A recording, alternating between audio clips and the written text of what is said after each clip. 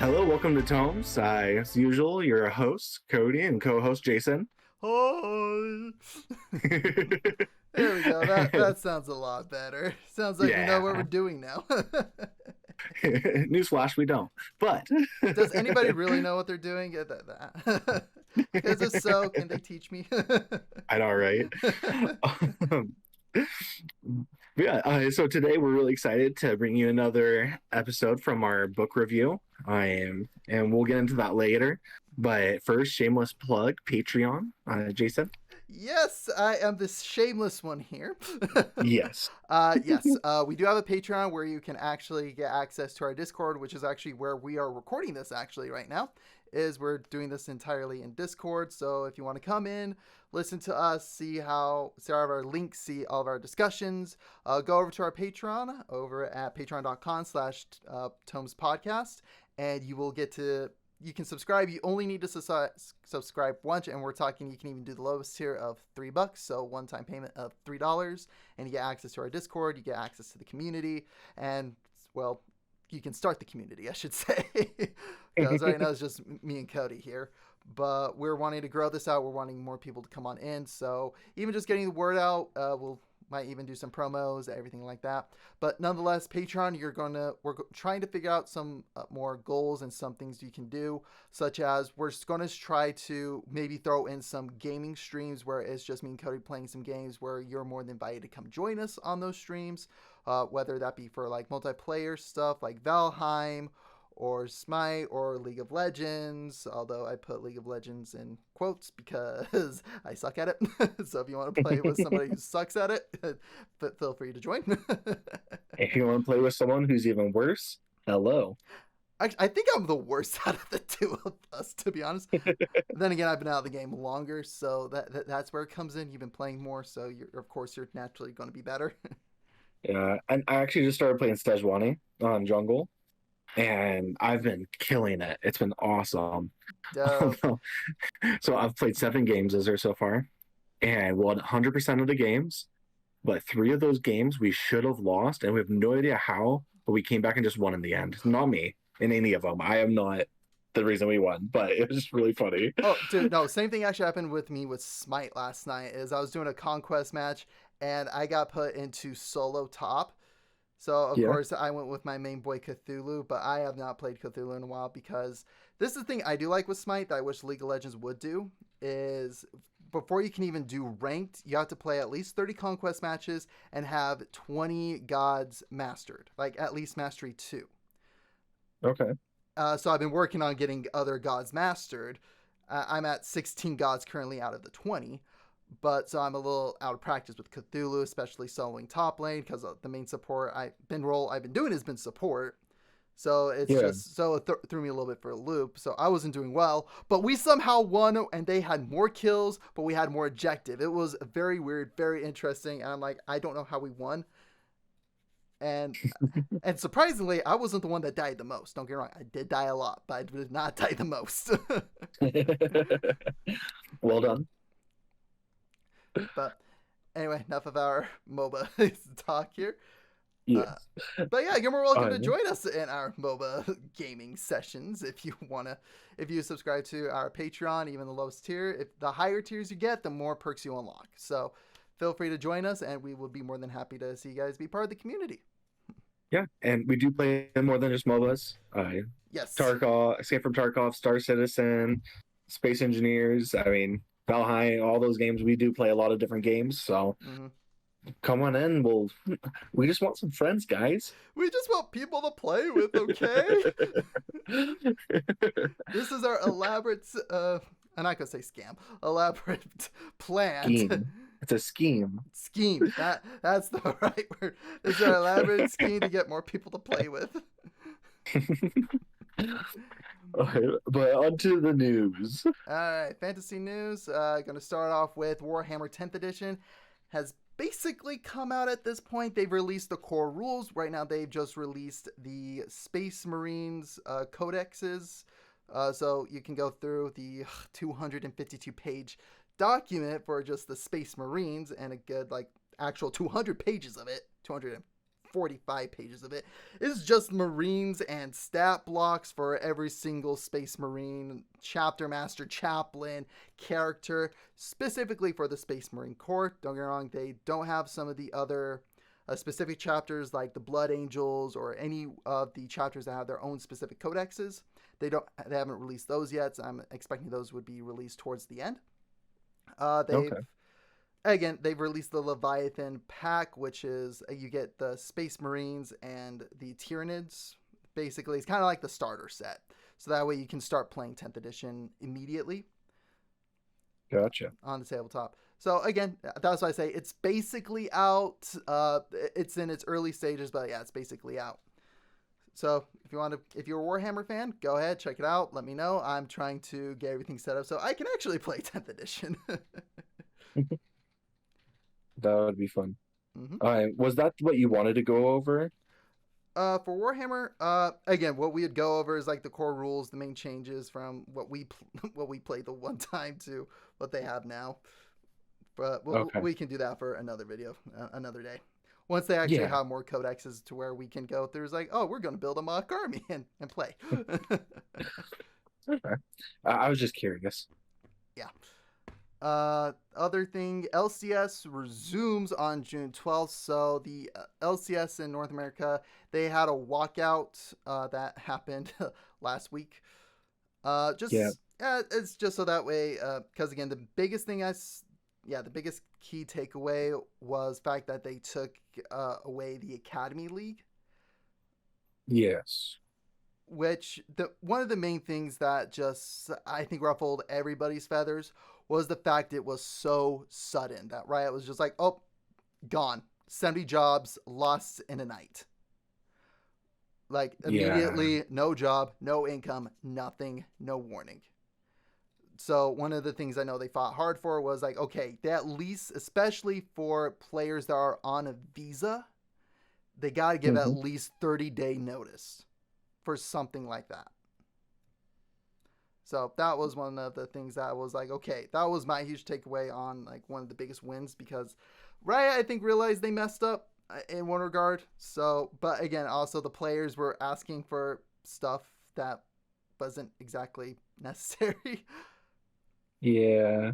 But again, actually, what was funny is Doublift, he went on stream and talked about it.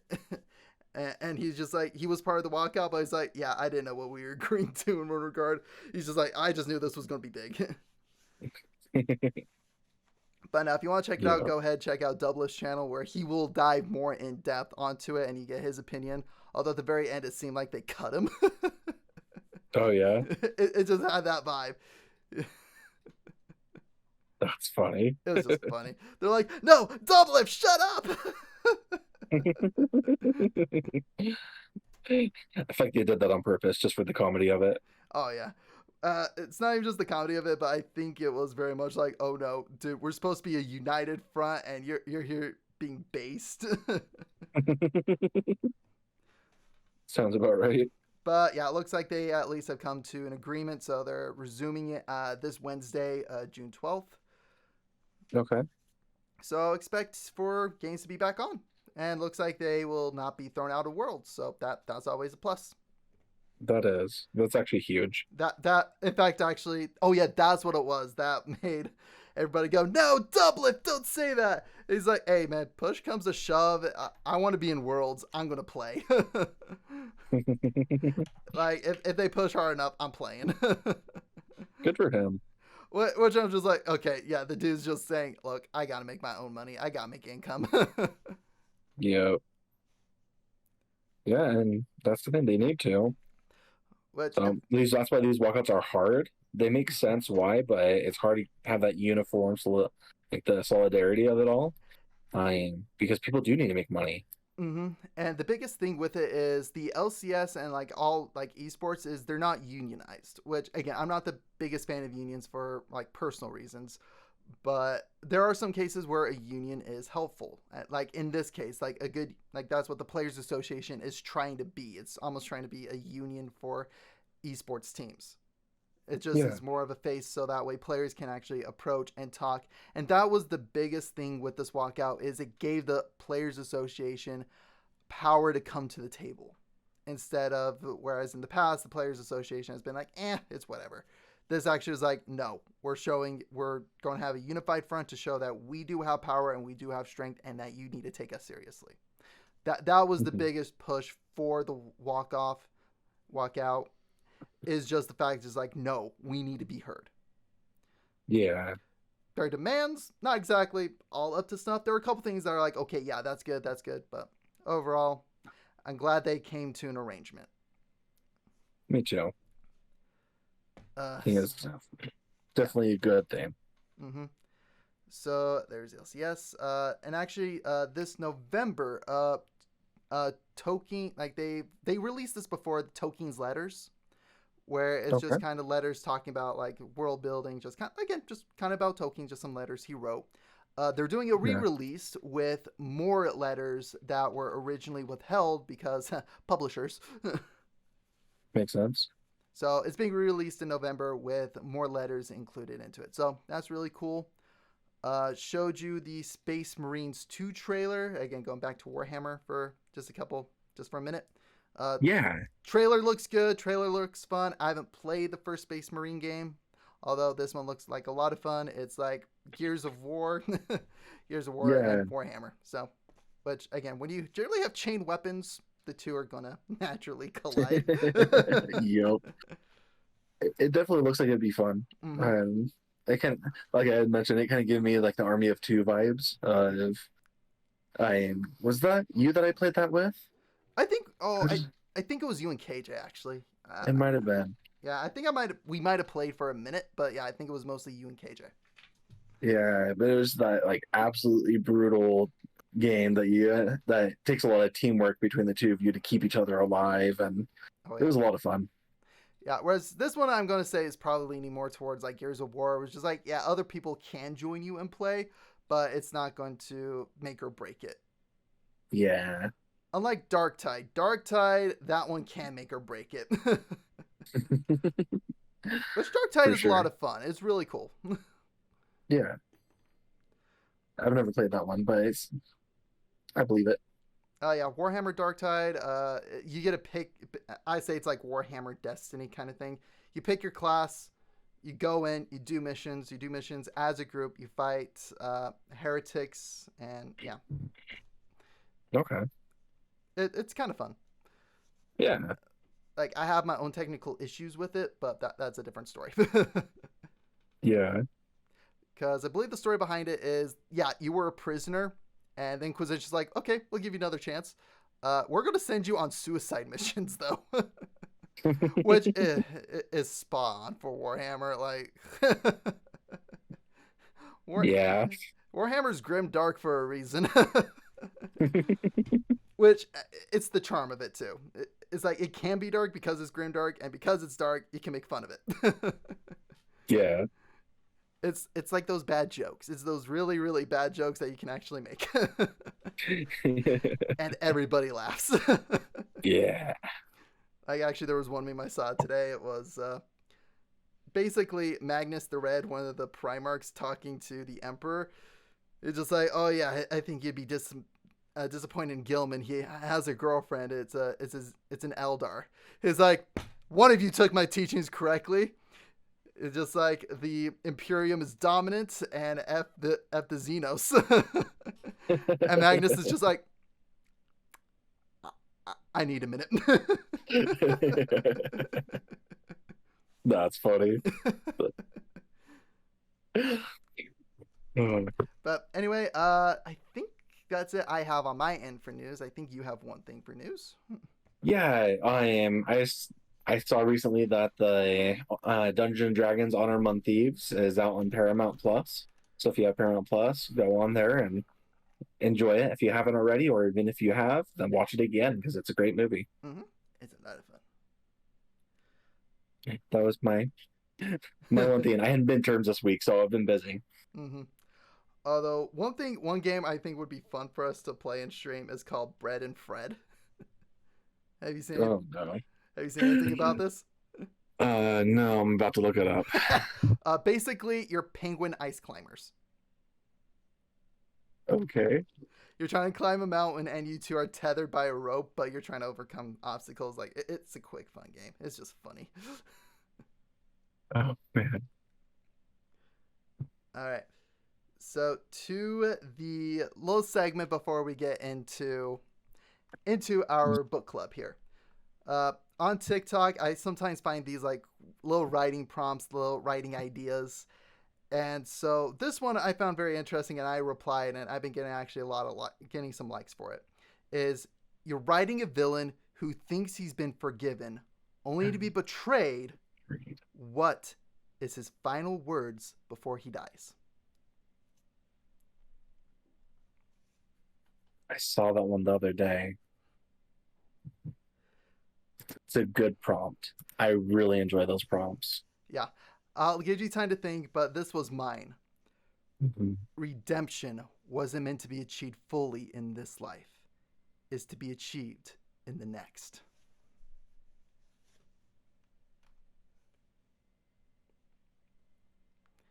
I thought it was good. That is. No, that's really good. Again, it helps when you've been writing a lot. Because that just came out. It's like, oh, redemption. I got this. Yeah. No, so I went through like 3 different thoughts. Okay. The first one is kind of a joke one. And it's actually a quote from the first Pirates of the Caribbean. Okay. It's one good deed is not enough to what was that? Oh, let me pull up the actual quote so I can say it right, because I have it in my head. I just can't say the words. There it is. One good deed is not enough to redeem a man of a lifetime of wickedness. And then Jack responds saying, though it seems enough to condemn him. And so that was the first one, more of a joke thing, just because it's from Pirates of the Caribbean. Yep.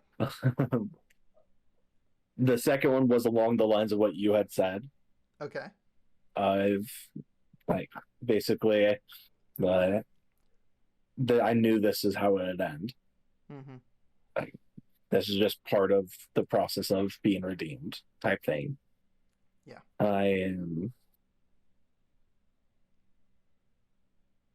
The last one was essentially, I don't have all the right words for it, but it was worth the change. Because for me, that's always the thing that I always love in books, or even just in storytelling, is a good villain redemption arc. Like, best one that, again, impressed me as a kid, still to this day, is Zuko. Prince Zuko. Oh, yeah. And so for me, I'm just like, well, and even Iroh, we never really got to know his full backstory, but that is a man who has his own redemption.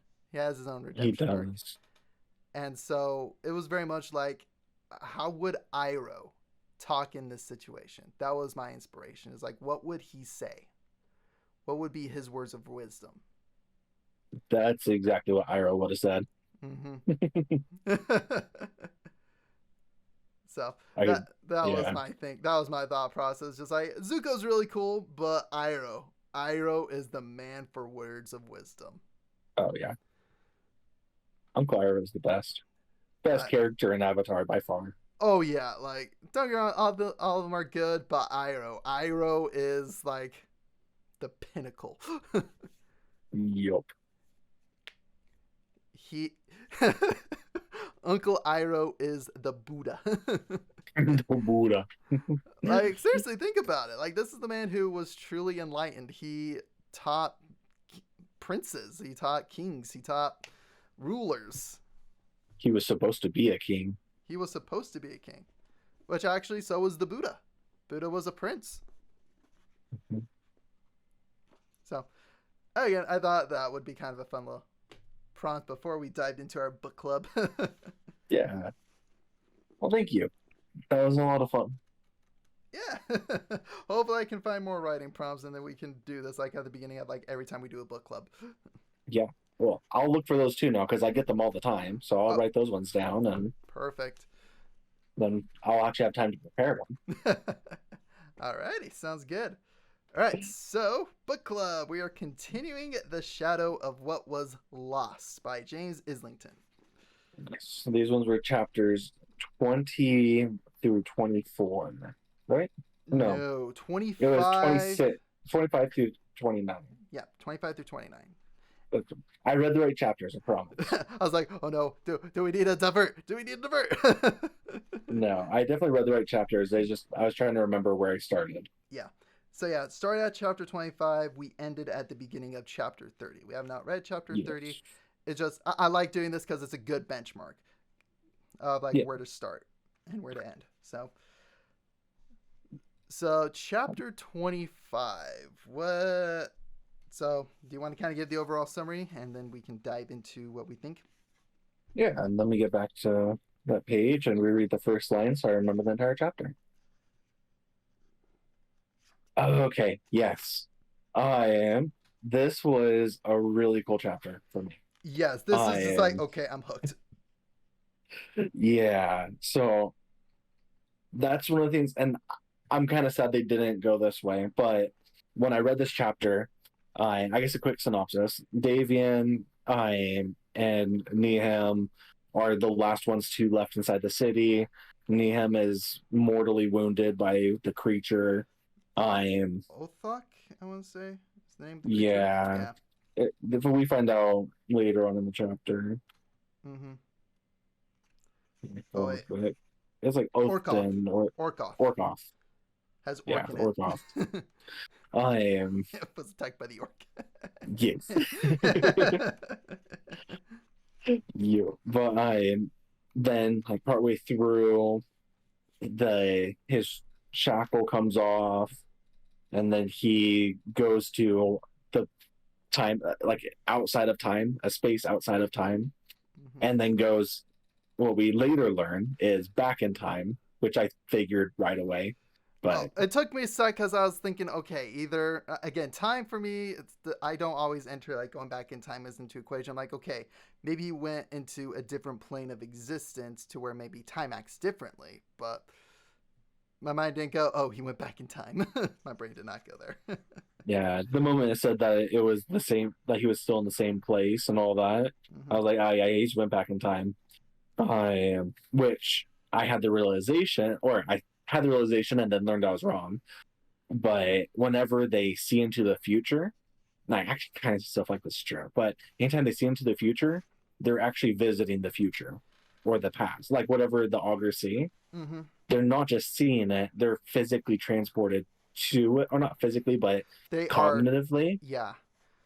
transported to it. Because one of the times when Davian is there, one of the Shawketh, I think they're called.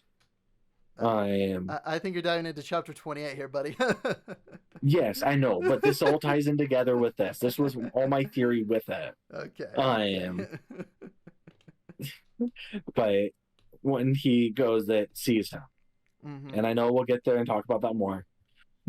But it can see him, and I believe that when they do it, they are transported to that, not just witnessing it like you see in most other things of people who see the future. Instead, they're actually transported to it. Okay. Actually, do you just want to screw us going chapter by chapter instead, going person by person, because that's how these chapters are now laying out, is we're going by person's perspective.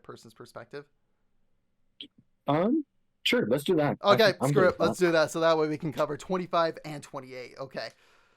Yeah, But yeah, I really like the way they're doing the time traveling.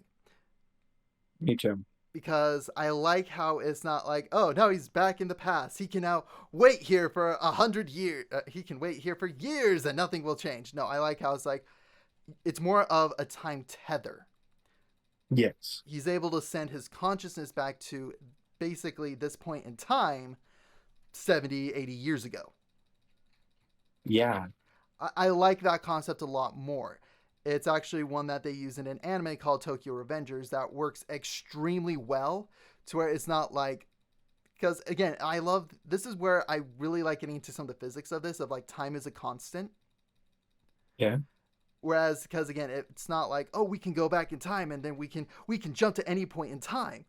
I like having it be like, okay, you can go to this time period, and you can even go to this year, but it's gotta be on this date. I like having that little restriction because for me it helps me kind of go through it. Like I like having rules because when it's just like, oh, you can do anything, I'm just like, well, that's a little too vague. I like having a little bit more specificity.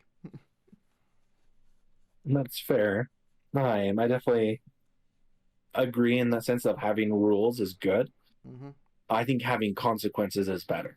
Yes, And rules that's and what they do consequences. here. Mm-hmm. Because here it's all the consequence is so he gets pulled into the past, and then is there's so many times they've already.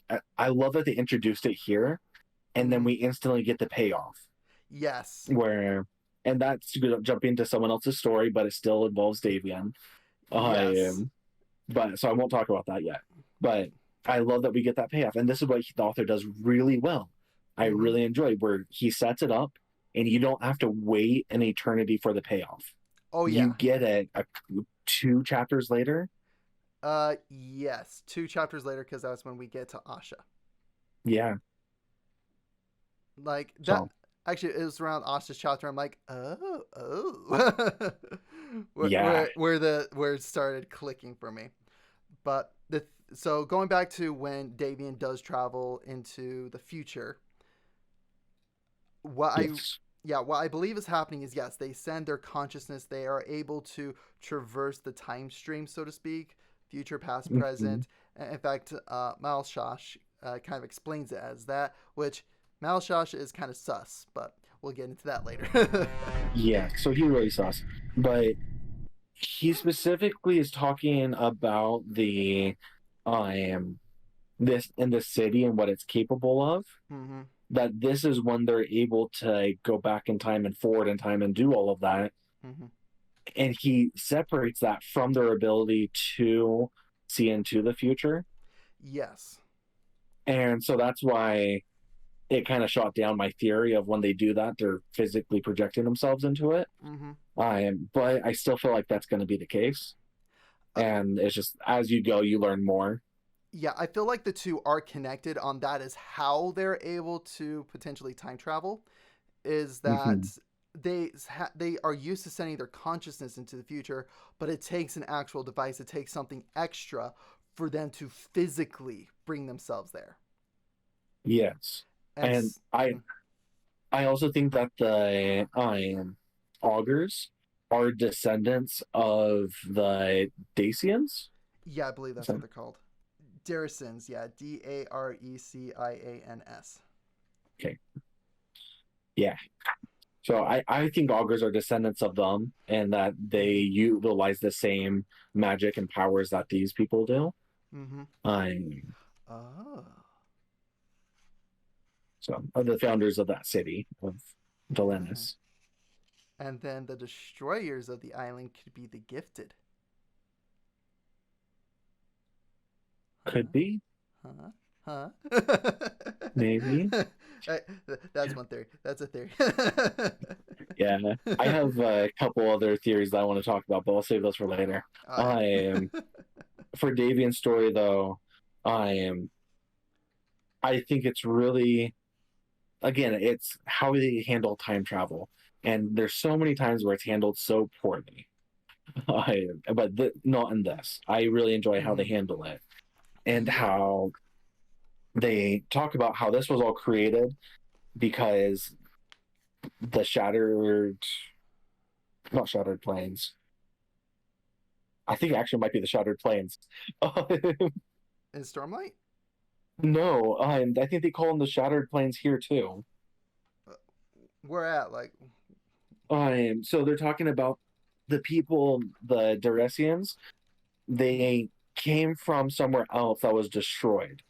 And in the last chapter, in chapter 29, it references that again with Caden. yeah. Okay. Okay. 1 second. It's not the Shattered Plains.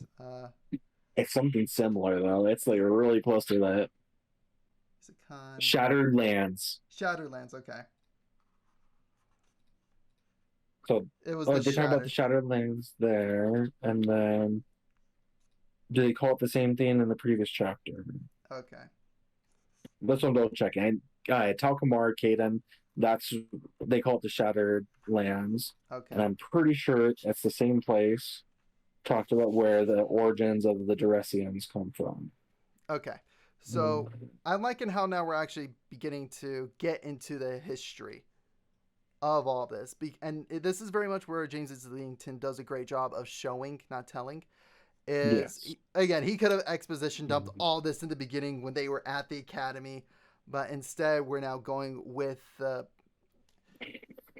my gosh, Davian. I was about to say Yeah. Dressian. Davian on this journey where we're finding out with him. We're going through all this with him. So Uh, that's the thing that I really much appreciate in this writing style is it's very much we are learning with Davian yeah. instead of oh Davian instantly knows everything. It's not like oh yeah this is Dracian technology. That makes sense. And we're like wait who? It's just like I love how we're learning with him. I agree. Um, Duressians came from the Shining Land, Shining. Okay. but the Shining Lands were destroyed. Destroyed. And thus making them the Shattered Lands. That's my theory. And I think that Talcamar is the one that destroyed them. uh, I think he's the one, hmm. and that's the great enemy who destroyed them that they talk about. Should be exciting for us to find out as we continue reading. I know because so here's the theory with that. This is why. Okay. I At the start of it, he used to work for the main antagonist. At Okay. the introduction, he was Yeah. the one that worked for them, and so it makes sense that he would do something like that. And it talks about this big enemy, so I think they're going to set that up, so then people won't trust him. There'll be that like the loss of faith in him, Mm-hmm. and when it all comes to light, and then they'll have to get over that. Okay. Makes sense. Makes it interesting. Although it directly contradicts my theory of it was the gift that destroyed the land. But no, so I'm excited to actually find out as we read through this. And this is why for me, I don't take too much stock into any theories. It's just like, oh, that's an idea. That could be fun. Oh yeah, it, and that's how I am too. It's just a lot of fun. I call it the author brainstorming theory, where it's just like, oh, what if it did this? Where actually, Yes. this is where South Park and their storytelling is on a whole nother level, and why they have been so successful is because it's not like, and then this and this happened, and this happened, and this happened. It's this happened, and because this happened, this will be so. Therefore, this happens, and then therefore this happens. It's the therefore this will happen because of this.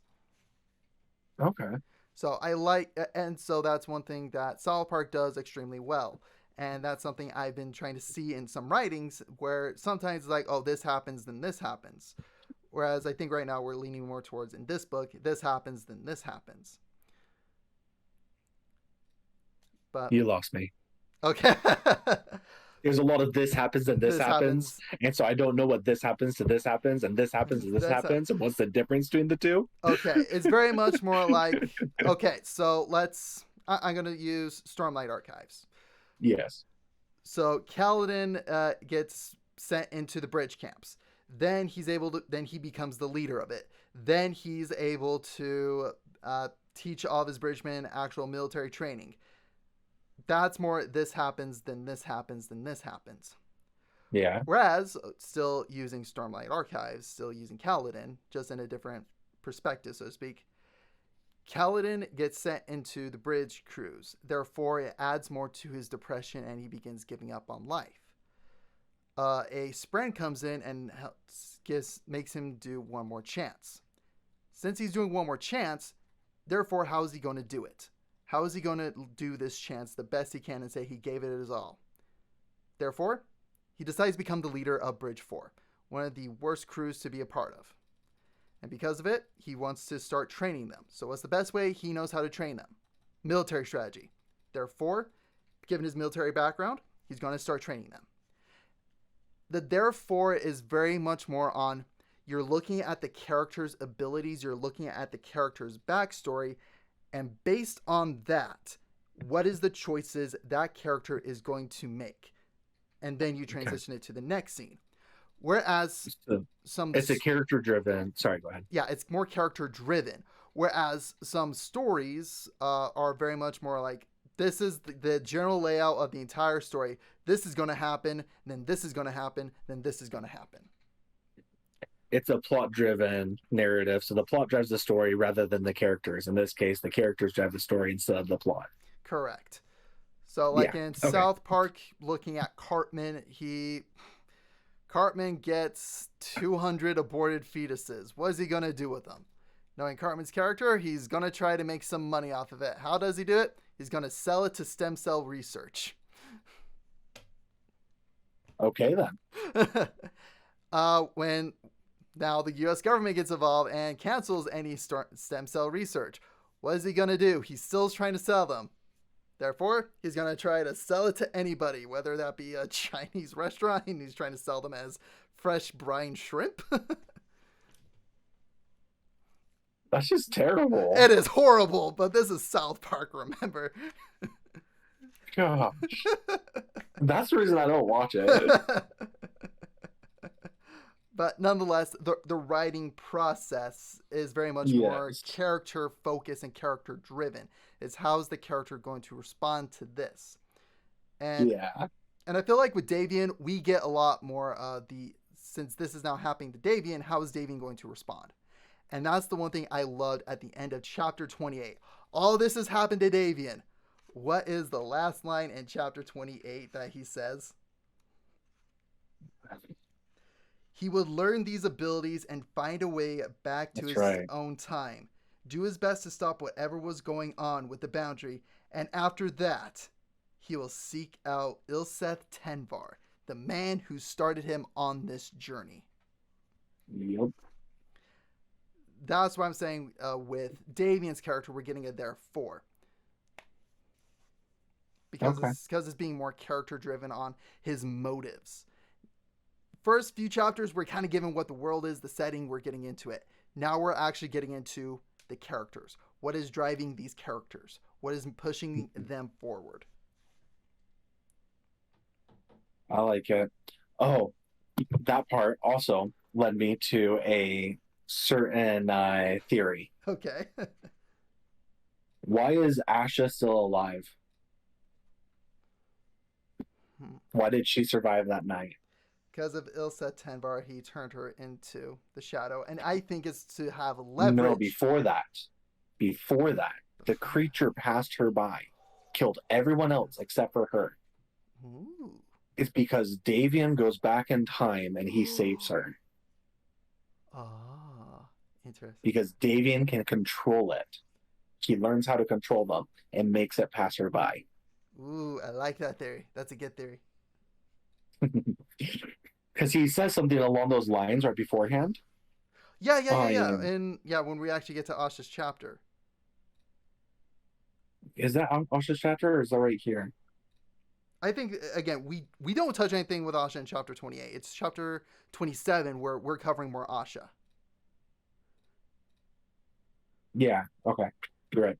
So, if you want to, we can dive into chapter 27 and talk about Asha. Let's do it. All right, and then we can then go to the other side of the campaign. Then we'll go to where we're touring. Yep. So, Okay. chapter 27. Mm-hmm. Thing I really like is now we're actually seeing some of the consequences. Like, again, they got a line of nobles outside the door because they're deciding to go to war. Yeah. And it makes sense. Yeah, I was like, I love how they cover that. That's something we don't really see in a lot of these fantasy books. Yeah. They do really great with the politics. He just has little subtle things that really show the politics. And I enjoy that. Yes, I love it too. Like, it's very subtle, but it's very much more like it begins to click in your head. You're like, oh, that makes sense. That makes sense why this would happen. Yeah. I am the blind because it's been so long since I last read. I completely forgot who Alicent was. Oh yeah, it took. I was like, Elotion, Elotion. Oh yeah, where's Dad? Got I it. originally I was reading it and I was like, okay, so this is the ambassador that she's supposed to be working with. Oh, And that was my first thought. And then it goes, Duke Andrus. Wait, talking about Torrent knows everything. Oh, I'm this other person. Reread all that in my head. Okay, I'm good. Oh, it just took me a minute just because of all that. But I love that they're piecing things together now and things that they didn't realize about like the boundary. And now they're like, oh, the boundary might be weakening. Torrent told us about that. Everything else is coming from the north. This might be some sort of group associated with them. This all makes sense. It all could be interconnected, but we don't have time to really deal with that. So let's utilize what we have to find out more.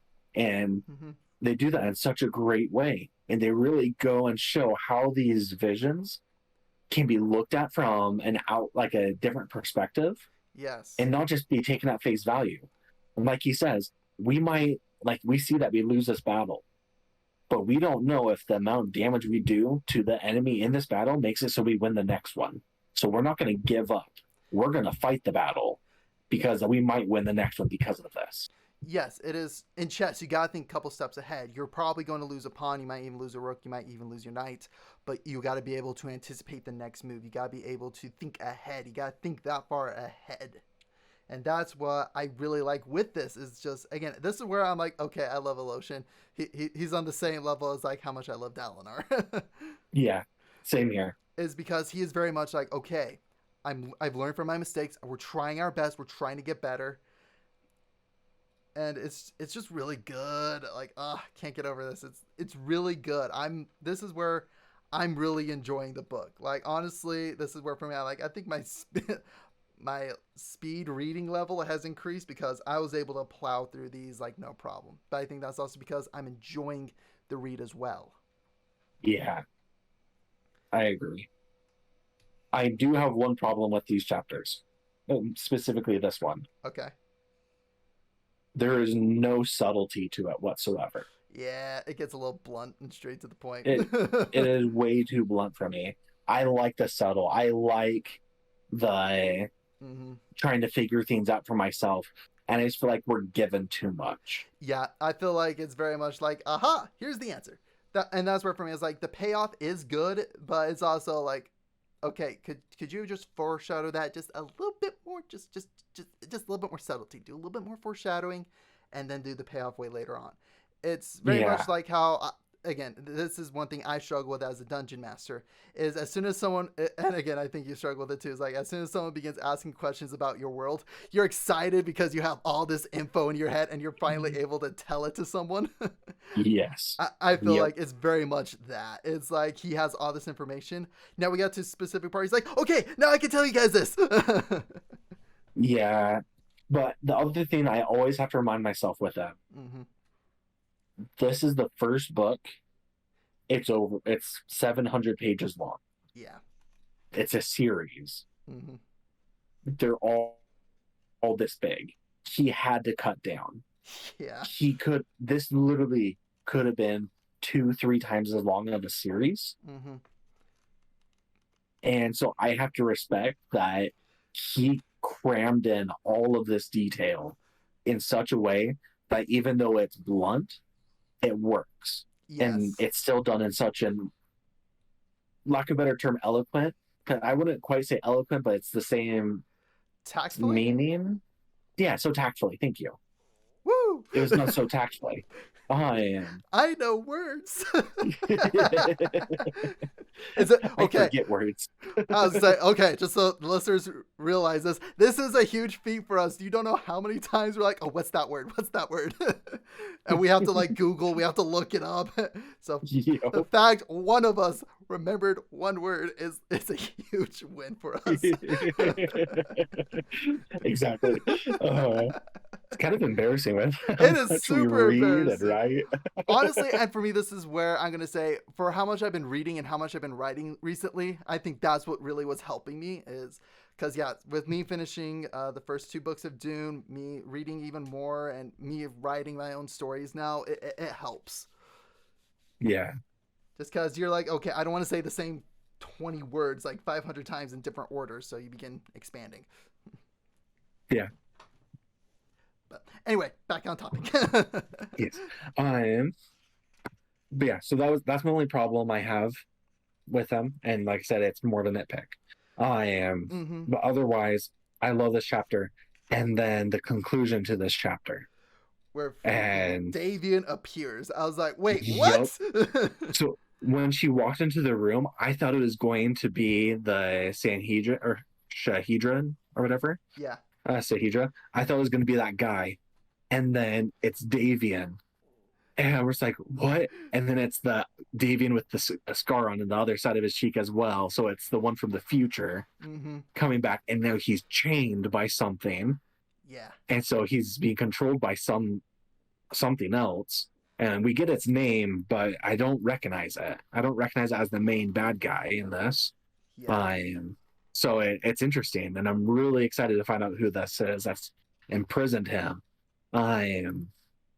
But then he just lays out basically everything, not everything, but he lays out a lot of the stuff. Like, yeah, that's not even the leader of that group of the shadows. It's this other girl, and you're gonna make a deal with her soon. And remember, don't come for me. It's a trap. Just, okay then. It's like, I am there, but don't come for me. So it's just very interesting. What's your thought? Oh, I just read one line. I'm like, oh no, your theory's gonna be right. Which one? With Talkamar. The black chain shivered, and Davian let out an involuntary groan, sinking to his knees. She doesn't know anything, and this is the furthest we can go before Talkamar then cuts off. Mm-hmm. I'm like, no! But it makes sense. So it's going to be someone lines up before Talkamar senses them. Talkamar's still a good guy. I know he's going to be a good guy through all this, but he used to be a bad guy. Yeah. So and for all we know, this is where they are able to change the timeline. Like that's what this book could be, is we're given all this information on how the timeline can't be changed. The timeline is fixed.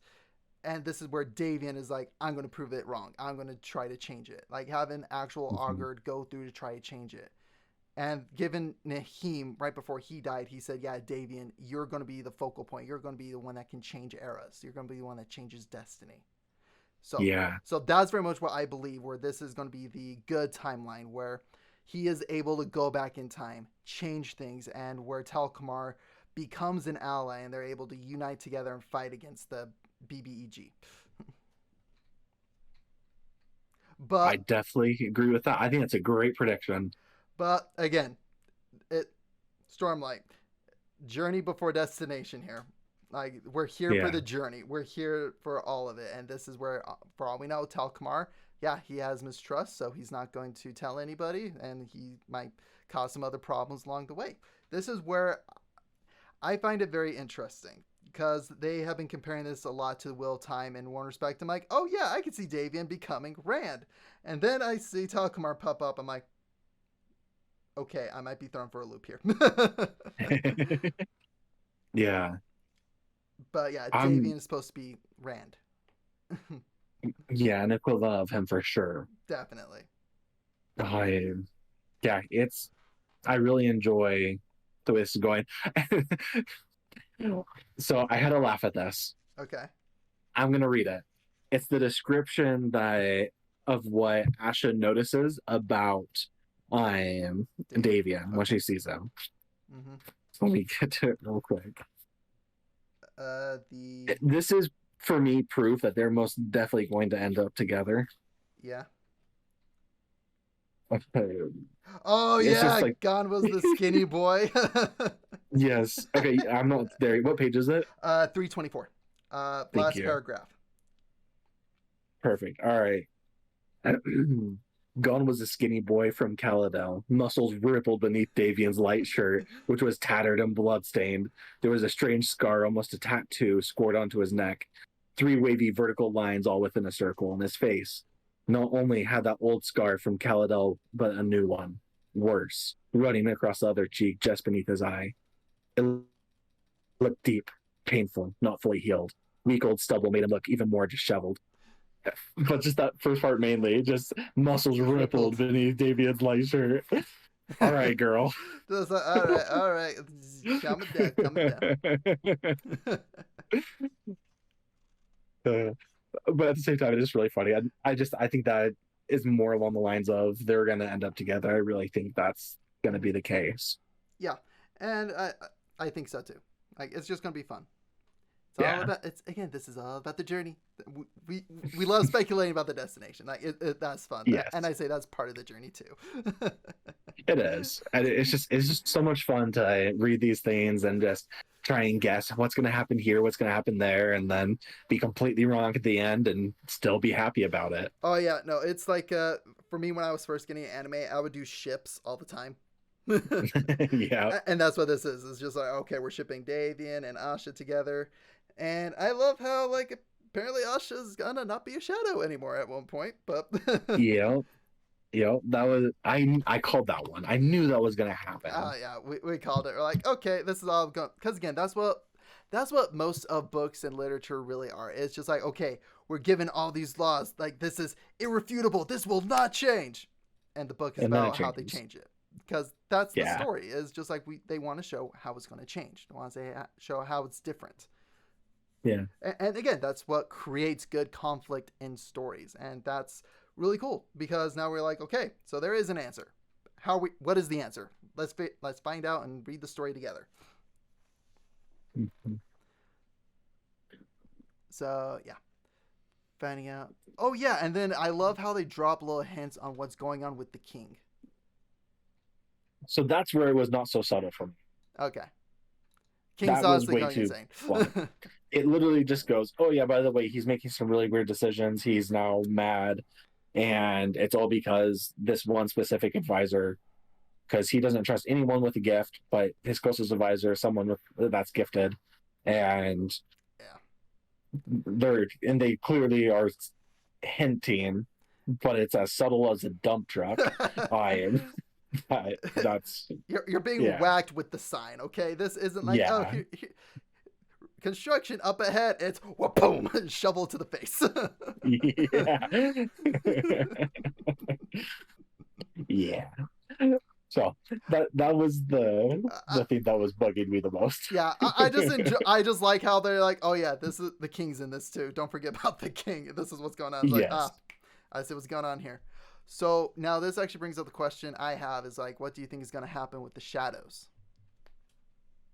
I think they're gonna end up joining the enemy. Yep, I have a feeling like we have our parshman, we have our Yeah, parshendi. I think it definitely could be something along those lines. Or the other thought I have is because Asha does make a deal with the leader Mm-hmm. that they do join in and assist and help the good guys of the story. Mm-hmm. And that through this that they are all able to be redeemed at some point. Yeah. I think that could be a big part of it, but I think a lot of the shadows will side with the enemy. And it'll be kind of a Percy Jackson on The Last Olympian, where there's demigods on both sides fighting each other. Okay. I think it'll be more like that. Okay. Makes sense. Okay. So I think we covered Davian and Asha's bit good enough. Yes. On to Word. We're in Alric in chapter 26. I was enjoying that so much. Me too. But it was a much needed moment between the two. Yes, absolutely. And I love how at this point everyone's like, yeah, we know who you really are. We're. You know, that was so funny. What did you find out about day 2? It's the only thing that makes sense. Yo. But I really like this chapter 26 because it really gives us a perspective on Alric's character. Yeah. Like, we're given his backstory and we're given his motives to where now it's like, okay, he is the realistic one in one respect. He's arrogant and cocky, but his mind is realistic. He's going on the realistic train of thinking. I'm already at the point where I really like him again, and I always knew that I was going to. Oh, dude, same here, same here. But relating things to Stormlight, Yeah. what character do you think he is for me? Uh, The equivalent of? Moash? No, Adolin. no, I Adolin. He's the bestest boy. Because for me, my mind immediately went to Bridge 4. I'm just like, okay, that I was like, oh wait, yep, kind of a jerk in the beginning, like to the main character, although not really. Yeah, like he has a reason for the chip on his shoulder and for everything going on. He's a person and he's having a bad time, Mm-hmm. So but he's gonna lash he's out. very realistic Mm-hmm. and he offers support when needed. And he's going to be the BA character that when it comes down to a fight, he's the one that stands there and takes on 12 men and he goes, I should have done that. But still somehow comes out on top. He's like, I shouldn't have done that, but I did it. Well, I did it. Exactly. No, I actually think he's going to end up being one of, if not my favorite character. I think so too. He has the makings for a great character like Adolin. Like Yeah. he just has that vibe with him where again, Adolin, cocky little kid, but as he's gone through life, as he's matured, you're just like you're going into a fine young man, and that's what I see with Elric is he's going to grow into a fine young man who's again, it's very much like that. Again, in church, we have that one guy who we just like, oh my gosh, he's like the best leader. And he's like, yeah, I used to party when I was 18. Exactly. He's that character. I know a thing or two because I've seen a thing or two. And done a thing or two. Learn from my mistakes. Yep. Yep. Yeah. So, I definitely think he's going to be a great character. I am, and he definitely gives that emotional support to I am to Torin and helps him to come to terms with everything. Because at this point, and everyone in the group thinks that Davian is dead. yeah. I am, and Torin blames himself. Mm-hmm. There is one moment, one mistake, and he's fixated on that. And that one mistake is the reason why, and it's all his fault. And it's survivor's guilt. And it's just really cool that. Go ahead. Oh, I was gonna say, I was just gonna tell you, and it's like I love Alric's story that he uses to like help comfort him. Mostly, I just love the whole Alric continued. We were careful at first, but once we got used to the weight of the blade, we were swinging hard and fast, just like real warriors. He grimaced at the memory. We're stared at Alric aghast. You killed him? Alric blinked in surprise and gave a slight smile. Fates, no, he said with a chuckle. The smile faded. I cut off his right hand. And then I love how it switches and then it led to to his dad being killed. Yeah, it led to something more serious. Like, okay then. Okay, No, yeah. I thought it was a great subversion of expectations and done in a really clever way. It didn't feel like I have to be different. It felt like this is different, and it was done in the best way possible. Oh, absolutely. That's one thing I really loved with Alaric's story. He's like, oh no, I didn't take out the hand. I didn't kill the guy's son.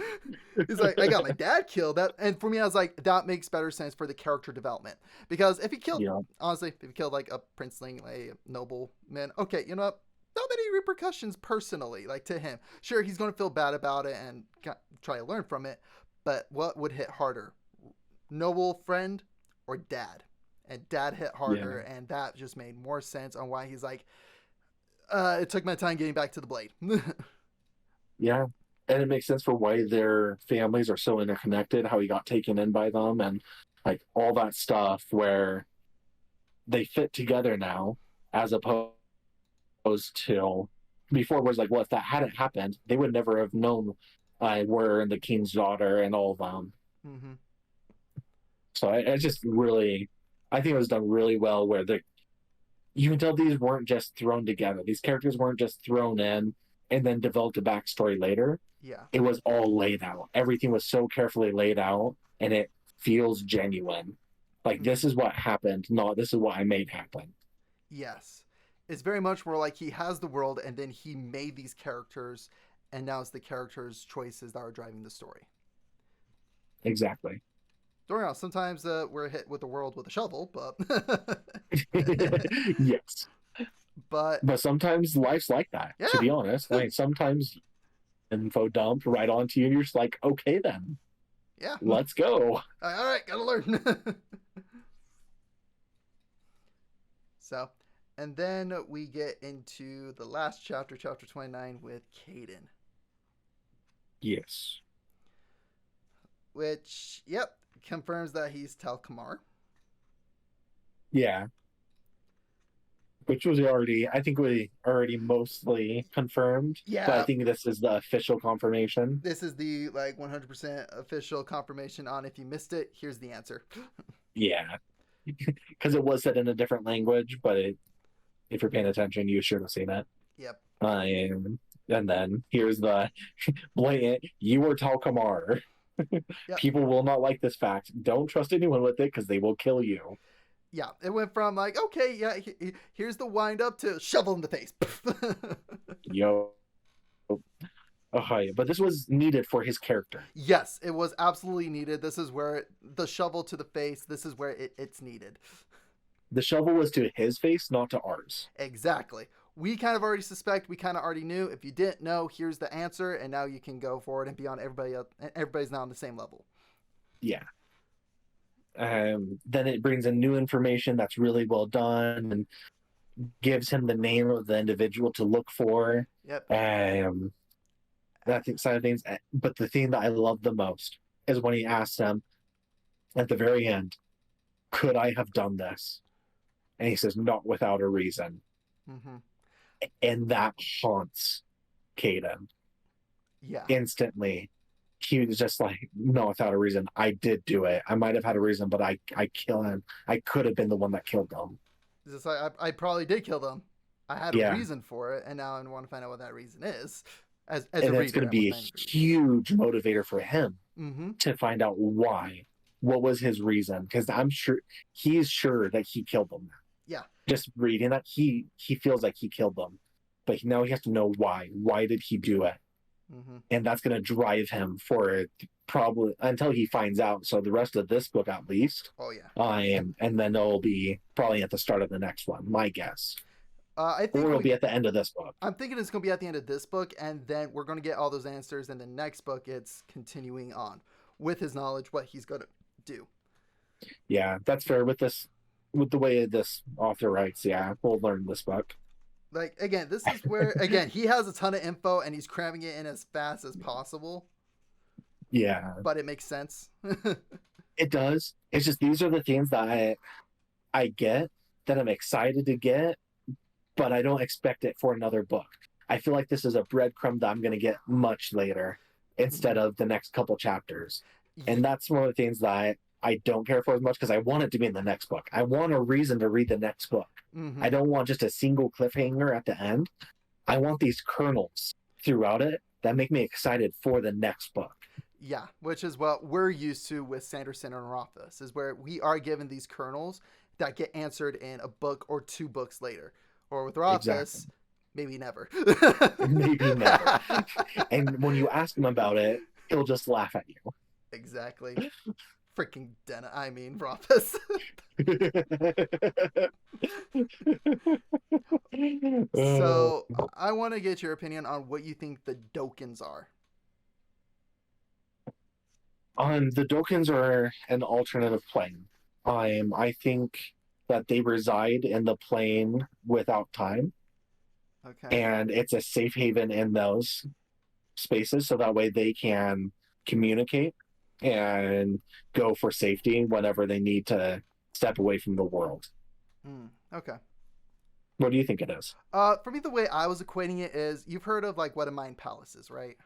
Yes. Same way it generally functions, but he has, but I'm going to assume, again, Talcamar does have these places all over the world. So it's very much more, I want to say, like, again, it is, I'm thinking like Tears of the Kingdom, like how you have those shrines, but it's those safe havens of information. He has to physically go to these places, and then he's able to make that connection and travel there into, that's why I said like kind of a mind palace. He physically has to go to the place, he connects to it, and then he's able to go to the other plane where he's able to talk and communicate.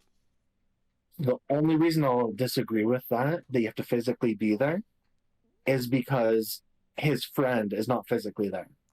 But he could be there in a different time. He could be, but he's looking for him now as Caden. Okay. Or maybe not, but he has information about the here and now and says that he's going to communicate with the same person here and now to talk about it. Mm. And so I think that while they are unique places in an alternative plane, that you access them wherever you're at. You can access specific ones depending on your needs, but they are basically each one's a separate plane. Okay. And it just depends on which plane you go to. Okay. And with Talkmar, Caden, losing his memory, it makes it hard for him to be able to access it. So when the one mark was lifted, he was able to connect to one a little bit quicker. And it's the one he's most comfortable with. Not even just that, but think about the area itself. It might be more rich in essence. And because of that, he's able to connect there easier and better. Could be. Or it could be, my thought with it was that was the first one that he created. Okay. And they say that it was the place he was most familiar with in the Shattered, or not, was it the Shattered Lands? Well, I think is what he said. Well, the reason why I'm saying, okay, again, going down your line of thinking, is it was because of the city they went to. He began recognizing it. He began knowing it. Mm-hmm. And because of that, that might be what sparked that connection, was the fact that he was more familiar in that place, and thus some memories were coming back. So by the time Terrace removed the anchor, he was able to make that connection easier and better. And so he could go there, go to the Dokken, and make that connection. I could definitely see that. Because I'm thinking having that familiarity and him, again, having no memory whatsoever, and then he goes to a place he's beginning to recognize, place where he knows where to go to, gut instinct. It makes sense. Yeah, it does. So, very interesting. Yep. That's why I love doing this. Yep. We have all these theories and talking about it. And this is why I do like doing book club. Like, I like doing book club with you just because I love how we can go and decipher stories and it triggers really good conversation. But I think that might be a good place to put the bookmark for right now. I agree. And we can pick it back up in a couple of weeks for this one. And that'll be good. Yep. We will go ahead and catch you guys next time. And if you haven't already liked and subscribe to the channel, and you get the latest episodes as they come out. And if you subscribe to our Patreon, you'll get it a little bit sooner. We'll try. All right, but again, thank you guys so much for tuning in, and we will catch you guys next time. Bye.